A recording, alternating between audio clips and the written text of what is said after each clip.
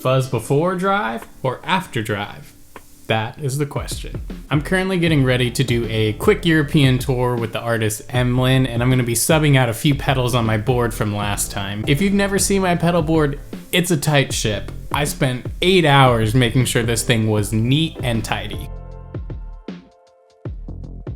I have good news and bad news. The good news is I'm swapping a drive for a drive and a fuzz for a fuzz. The bad news is I've recently discovered that I may have been using these pedals in the wrong order. I'm not sure why this is news to me, but in my head I've always thought that the pedals should just go in the order of least distorted to most distorted. And I think generally that is true, except for when it comes to fuzzes. Since fuzz is old school technology, it tends to perform better when it's at the front of your pedal chain.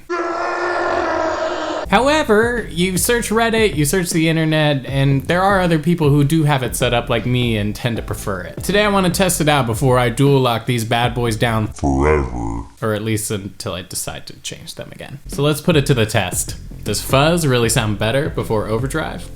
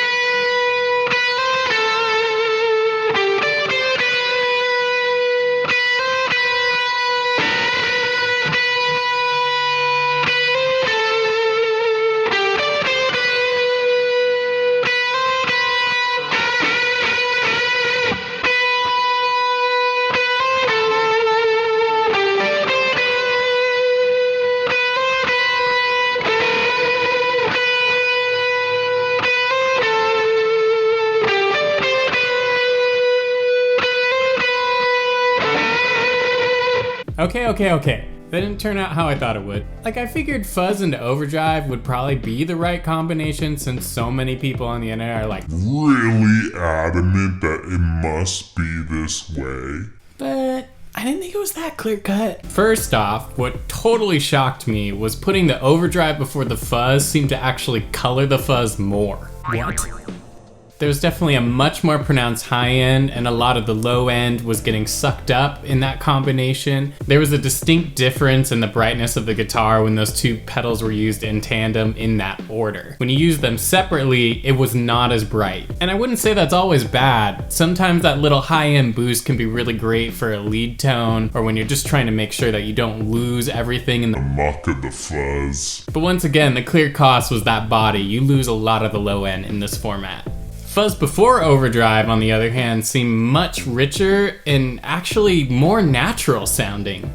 Oh hey.